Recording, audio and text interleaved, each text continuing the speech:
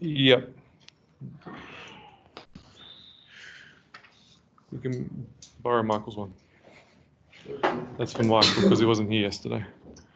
Okay, so cumulative distribution function, CDF. Now, we use capital F of X for this. So what do we use for a PDF? Lowercase f. For a CDF, we use uppercase f. Think about in terms of integration. What is the notation for the primitive of lowercase f? Uppercase f. And there's a reason why this is an uppercase f, okay? So the cumulative distribution function, capital F of X, of any numerical probability distribution is the probability that the score is less than or equal to X. So this capital F of X is this, the probability that the score is less than or equal to some particular score. Okay? So it's like summing up all the probabilities. So we're actually working out, it's actually like a probability. This cumulative distribution function, it's the function that'll tell you the probabilities of that score and less. Okay? So because it's a probability, it's going to be an integral of the PDF. Okay, so it's the integral of the PDF. The lower limit is the lower bound or the beginning. It's the beginning, okay? So if it's unbounded, it's actually negative infinity. I think I put it there somewhere. If it's unbounded, it's negative infinity. The upper bound is the final score that you're looking at. So we make the upper bound X, okay? We don't make it, say, B or whatever, the final value. We make it a variable X, okay? And by making it the variable X, when I evaluate the right-hand side here, I'm going to get a function in X. Okay, not just a number. Normally, definite integrals, if you're evaluating with numbers, you get a number out. But here, because I'm evaluating with an x at the top, I'm going to get a function out. Okay, and we just, to avoid, because there's an x at the top, to avoid confusion, we change the letter in here to t's. So basically, this f of t is your PDF. Just change the x's to t's. Okay, you'll see it when we do an example. So the way I think about it is, it's the area from the start up to a certain point, random point x that can vary. Okay, that's what f of x, capital F of x is. Your CDF is. Okay, it's the area from the start to some random point x. Okay, if you differentiate the CDF, you get the PDF. Because think about it, it's the reverse process of integration. Yeah, so you integrate the PDF to get the CDF, so you would differentiate the CDF to get back to the PDF. All right, and it has the following properties. It's got to be continuous, clearly, non-decreasing, because think about when you were drawing your cumulative frequency, it kept increasing, right? Same thing here. It has to start off at 0, and has to end at 1. Why would it have to end at 1? Because the sum of all the probabilities of that score and all the ones less would be 1, because it's certain to happen. Okay, so they're the key that's the key. They're the key properties of a CDF. All right, let's do a question. A continuous PDF is given by that, defined in the domain 1 to 4. Find the cumulative distribution function. So basically, to find it, you have to integrate it. So, yeah, you're integrating from the lower limit. What's the lower limit here? The lower limit is 1, because the domain starts from 1 to x. So the lower limit to x. And x is a variable value that can go between 1 and 4, because that's the domain for this one. And then we just write f of t dt. So we just simply change any x in that expression to t's. Okay? So if I'm to integrate this, I'll add 1, that'll become a 4, divide by 4. So it'll be t to the 4 on 255, right? And the 4s will cancel when you divide. You divide by 4, it'll cancel out with that 4 in the numerator. Okay, so let's sub in, that'll be x to the 4 on 255 minus 1 to the 4 on 255. We can just put that on a common denominator. And that's my CDF, my cumulative distribution function. There's my CDF. So that I can now just sub into the CDF and that'll tell me all the probabilities of that score and lower. So for example, part 2, B, C, use the CDF to find the probability of getting a score less than or equal to 3. Well, think about it. Probability of x less than or equal to 3, that's the same as just working out f of 3. Yeah, so you're going to sub in 3 into the rule. Okay, so because I've worked out the rule, I can just sub in. Yeah, and I get 16 over 51 when I evaluated that in my calculator. Next one, if I want to work out a score less than 1.6, all I do is I sub in f of 1.6. Okay, and I get 1.6 to the power of 4 minus 1 over 255, which I got 1157 over 53125. Okay, that's what I got when I put in my calculator. Now, you could work these out from the original, couldn't you? Yeah. How could you work it out from the probability density function? You would integrate from the lowest 1 to the highest, which is 3. And then to do this one, you'd integrate from 1 to 1.6 to do the second one. However, can you see that by working out the CDF, I only need to integrate the one time. I don't need to keep integrating to work out different probabilities for the same PDF. Does that make sense? So it's like you integrate once to find the CDF and then sub in to work out the different probabilities. Does that make sense? Yeah. It saves you integrating repeatedly, doing the same integration. Yep. Okay. So now, at the moment, we've been focusing on probabilities less than something, but you can also use the CDF to work out other things as well. So here we go. So let's imagine you wanted to work out the probability of you being greater than a particular score. Okay, imagine C is between the limits A and B. So I wanted to work out this shaded bit here. So think about it. Well, I could do the whole area. What's the whole area under the curve? The whole area is 1 under the curve minus this bit. If you do the whole area 1 minus this, the area of x being less than c, you're going to get this one here. So that's where this rule would come from, right? Think about it. That's the whole area, or you can just think of it as complementary events, right? You just think of it as complementary probabilities. So if you want to work out x being greater than something, you do 1 minus p of x less than or equal to c, which is just going to be 1 minus capital F evaluated at c. Yeah? And imagine I wanted to work out the probability between two different scores. I put it at the end point, but that b could be somewhere else, not at the end point. You could do the probability of all the scores being less than b, but then I need to minus the probability of all the scores being less than c, which equates to working out capital F at b minus capital F at c, right?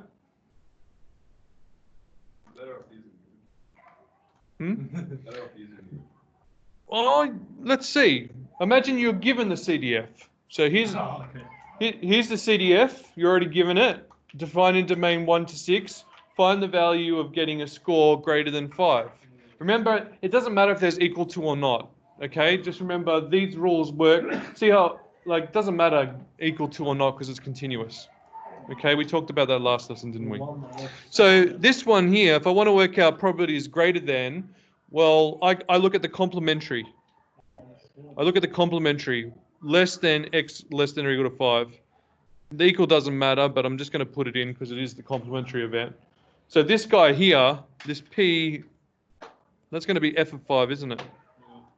Yeah, the probability is, well, that score and less is, that's a CDF. So subbing in, that would be 1 minus ln5 over ln6. Okay, you can make a common denominator if you want, ln6 minus ln5 over ln6. I'm going to leave it exact because that's what it says. This one, between 5 and 2, or 2 and 5, sorry. Between 2 and 5, inclusive. The key thing is that we work out all the ones that are the score less than or equal to 5, and then we minus what? The score less than or equal to 2. Okay, so that'll just be f of 5 minus capital F of 2. That's pretty easy. So it's ln 5 over ln 6 minus ln 2 over ln 6, which is ln 5 minus ln 2 over ln 6. So you can see how working out this CDF can save a bit of time working out probabilities. Okay. Another use of the CDF is to calculate medians, quartiles, and percentiles. And you can also add and deciles. Deciles meaning like out of tens, right? So imagine you had a question. So remember when you had the cumulative frequency like looking like this, and we had the relative cumulative frequency relative. It finished at a score of 1 there. Yep. And remember that if I wanted to find the mean, you chuck in 0.5 for the cumulative relative frequency. And then you go to the O-give. You go to the O-give and then you go down. And you work out the score there. So that's the procedure that we did from a graph. You can think of this cumulative relative frequency here as being a CDF for continuous. So this is for discrete. The CDF is for continuous. So it's analogous. So remember relative frequencies were like the PDF, and cumulative relative frequencies are like the CDF. Okay, that's kind of the way of thinking about it for continuous data. Okay, so for this PDF, we're given a PDF in the domain 1 to 4. Find the median and find the first decile. So if I'm going to do this, the first thing I'm going to do is find the CDF. Okay, and then afterwards I'm going to sub in the particular value for f of x, capital F of x. So let's work out the CDF first. So I'm going to integrate from the lower limit, which once again is 1, to the upper limit being x of f of t dt. That's my CDF. So 1 to x, sub in t there, t squared on 21 dt. That's going to be t cubed on 63, x and 1. And that's going to be x cubed on 63 minus 1 cubed, which is going to be minus 1 on 63. So you can just put a common denominator, x cubed minus 1 on 63. So there's my CDF. If I want to work out the median occurs when capital F of x is what? 0.5. So replace capital F of x by 0.5. I just might put a half just to keep it a fraction. A half equals to x cubed minus 1 over 63. And now you're just rearranging the equation. 63 on 2 is equal to x cubed minus 1. X cubed is going to equal to 63 on 2 plus 1. And then take the cube root. 63 on 2 plus 1. So the cube root of 63 over 2 plus 1. In your calculator, I got 3.19 2dp. Okay, part B is very similar. First decile. Decile is a tenth, splitting the data into 10 equal parts. So capital F of x is going to be 1 over 10. Okay, so sub in 1 over 10 for capital F of x, it'll be x cubed minus 1 on 63 times by 63. Add 1 and take the cube root. So 63 on 10 plus 1. Okay, so I did that and I got 1.94 to 2dp. And you should look at your answers and check that they make sense, right? The first thing you need to know is that the score has to be in the domain. Yeah, the score has to be in the domain, yeah? So 3.14 being the median, yeah, that sort of seems right to me. And the first decile is definitely going to be lower than the median because it's 10% of the scores. So 1.94 makes sense to me. Okay, let's do another one. So this one here, I just want to show you for a uniform PDF, okay? Just so you can have a look. Uniform PDF is really easy. So how do I know it's a uniform PDF, by the way?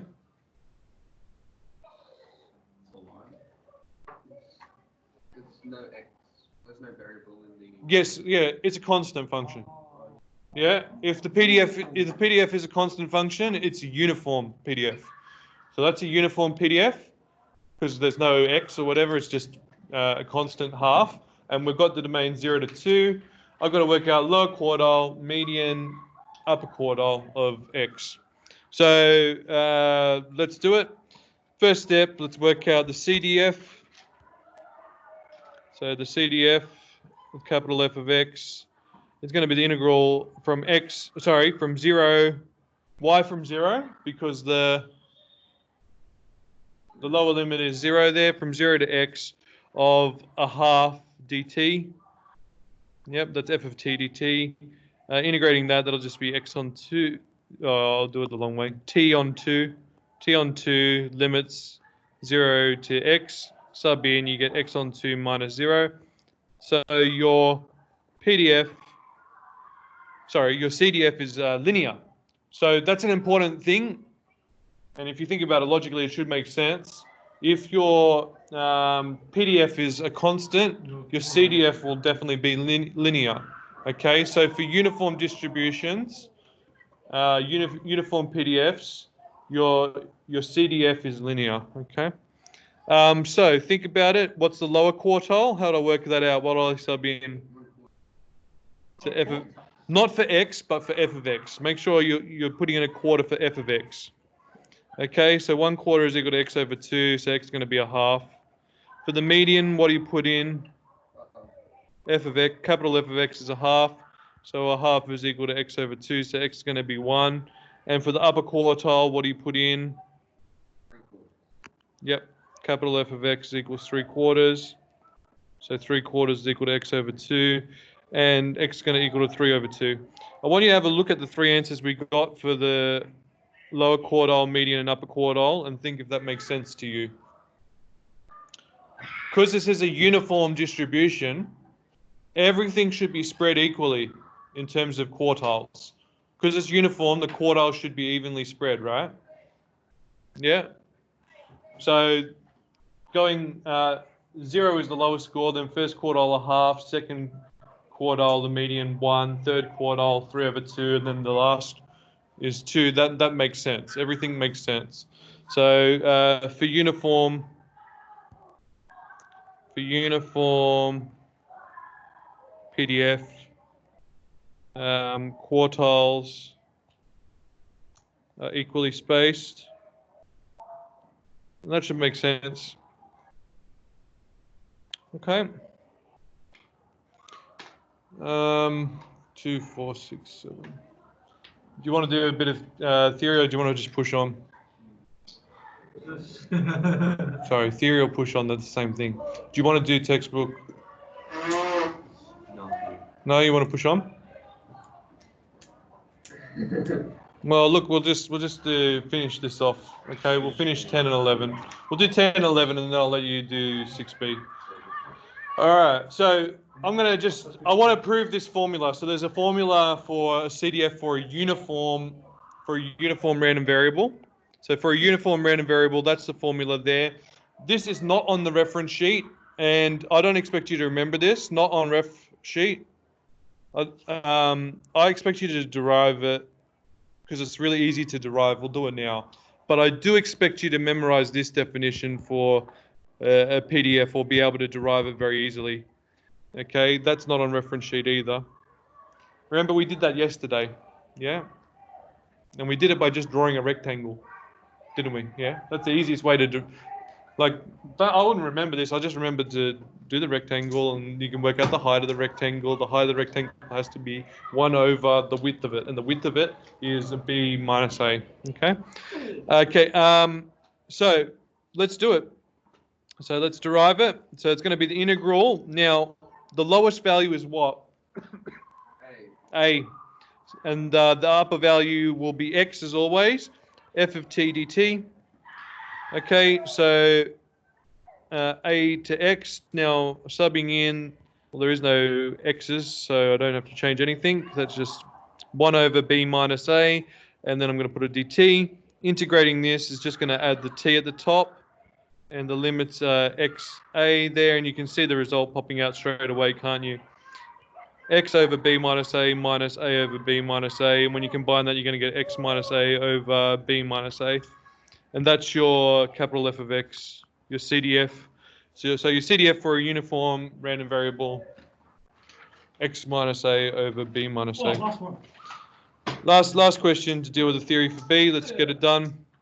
So find the shaded area under the curve that over the interval 1 to infinity. Okay. What's different is this one actually has goes to infinity.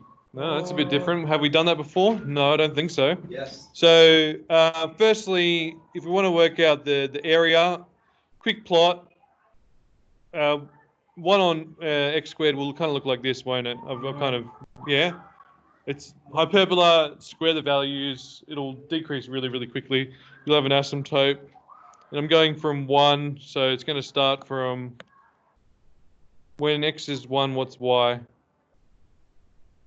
1, right? Because 1 over 1 squared is just 1. So 1, and it decreases pretty quick. So that's your graph. So area-wise, that's the area we're trying to find.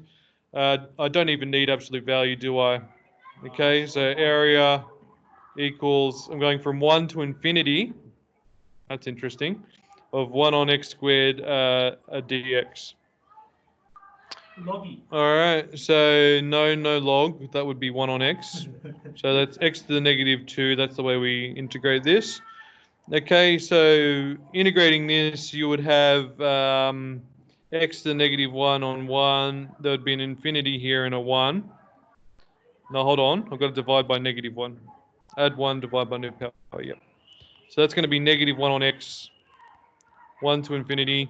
Now, you have never seen a limit be infinity. Is it infinite, actually? Yes. Well, it's approaching infinity. It's approaching infinity. So the way that you can write it is you can write the subbing in the infinite. You can write like this: limit as x goes to infinity of negative 1 on x. That's how you can write subbing in infinity. You wouldn't actually write negative 1 on infinity. You wouldn't do that. Okay? Because no.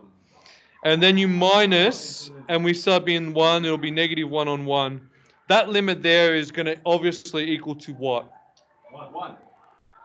I mean, the first bit is going to be 0, and then the last bit's going to be 1 there. So we get that the area is 1. Okay? Yeah, it approaches 1 to the so close that it's 1. Okay? Now what's interesting is that what's the definition of a PDF? Two conditions for PDF. What are they? Area 1 and non-negative. Non-negative area 1. It is a PDF. This is the first PDF you've seen that actually goes to infinity. It's an asymptote, and that's okay, it's an asymptote, but it either has to equal 0 as you go to infinity or be an asymptote approaching 0. Otherwise, the area is going to blow up, right? Yeah, and you need an area of 1. So this is a pretty cool function. So hence, show that f of x is equal to 1 on x squared is a PDF. Why? Is a PDF it's never negative as non-negative it's area 50, sorry, and has, I should say x greater than or equal to 1, and has area equal to 1. Oh, that's good. Okay, next one, find the CDF. So how do I find the CDF? Capital F of x, you integrate. The lower limit is 1. The upper, well, it doesn't, you put x always for the upper integral. F of t dt. Okay, so 1 to x. I changed the function to having t's. So 1 on t squared dt. Okay, and now it's just a matter of integrating this, which is pretty standard. T to the negative 2. Add 1 to the power, negative 1. Divide by new power, negative 1. X 1. Let me just fix this up a little bit so no negative power. It's going to be negative 1 on t. So f of x is going to equal to negative 1 on x minus negative 1 on 1. Okay, so that's going to be negative 1 on x, and that'll end up being plus 1. Common denominator of x, that'll be x minus 1. There you go. There's my, and you should probably put the restriction that x is greater than or equal to 1. I think that's important. Did I do that for the other ones? I think I might have missed that. So let me go back and fix them up for the other ones. Whenever I wrote in f of, so this one here should be x greater than or equal to a, or well, it's between a and b, between a and b. So I'm just going to quickly fix these up. I should have been writing the limits the whole time, shouldn't I? So f of x is equal to x on 2. X was between 2 and 0. This one was between x between 4 and 1. I'm just fixing them up. And this one here, x was between 4 and 1. You can fix them up too. Oh, there we go, done. All right, I'll stop the video there. All right, you've got enough now to finish your